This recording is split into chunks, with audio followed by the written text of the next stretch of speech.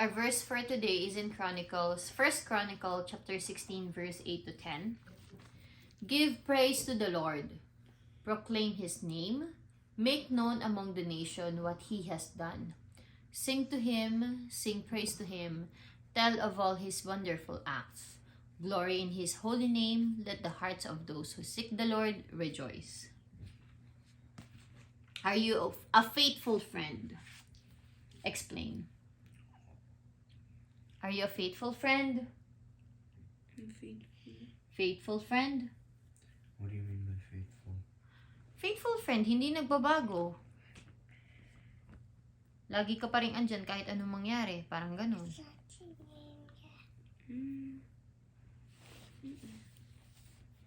About you, Charles? Are you a faithful friend? Paano mo masasabi daw na faithful friend ka? Kasi nag-stay ka. Give an example of how God has been faithful to our family. He's always there for us. Keeps us safe.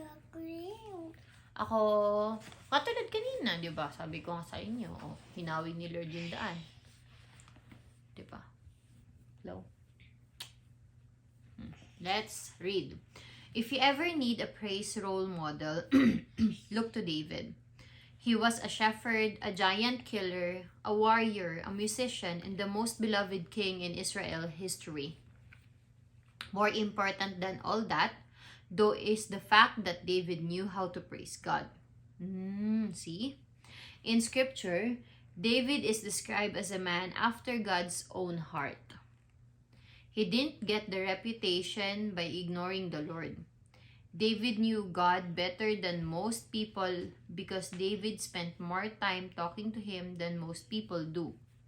And what did David talk about? Sometimes he talked about his enemies. Sometimes he talked about his failures. But most of the time he talked about how great and how faithful God is.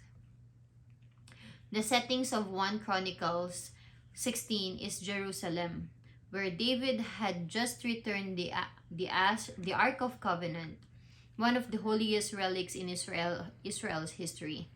David was so excited that he started praising God for his faithfulness to Israel throughout history. And David didn't stop for 29 verses.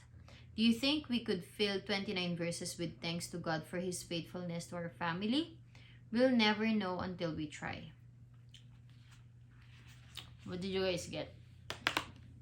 Maging faithful daw po tayo. Kasi faithful si God. Ito ang pinaka nagustuhan ko dito. Ikaw, Charles.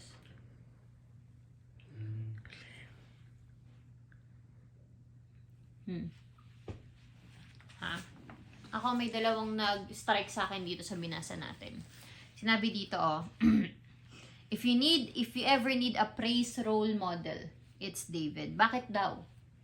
He was a shepherd, a giant killer, a warrior, a musician, and the most beloved king of Israel's history. Ibig sabihin, meron siyang sinabi. Or parang may remarkable siyang, ano ba yung masasabing, daddy? Pwedeng famous siya, powerful siya, ganon. Okay? Pero, anong niya? Palagi pa rin niyang pinipraise si God. Alam mo kasi minsan ng tao, kapag feeling nila mataas sila o mas magaling sila kaysa sa mga ibang tao na kasama nila, 'di ba? Mas powerful sila, kilala sila, sikat sila. Nakakalimutan na nila mag-praise sa Panginoon. Ang nakakatawa kay David, alam mo, na alam niyo yung Psalms? Psalms? Alam niyo ba kung ilan ang verses ng Psalms? Basta 100 plus yun. Ang chapter ng Psalms, 100 plus yun. At si David lahat ang sumulat nun. At lahat ng Psalms is tungkol, mga awitin yun tungkol sa Panginoon. Sabi dito, di ba, some of his verses is, kinukwento niya yung tungkol sa mga kaaway niya, yung mga nangyari sa kanya, failures niya, pero most of the time, ang kinukwento niya or sinasabi niya ay, pinipraise niya at wini-worship niya ang Panginoon sa kanyang mga awitin. Ang nakakatuwa doon is, Dapat ganun yung makuha nyo, Carlene Charles. Na wala kayong finifilter dapat sa Panginoon. Alam nyo, may mga verses pa nga sa Bible na sinulat ni na parang sobrang upset na upset siya. Where will my help come from? Parang ganun ata. Kung tama yung pagkakaalala ko na siya nagsulat no na.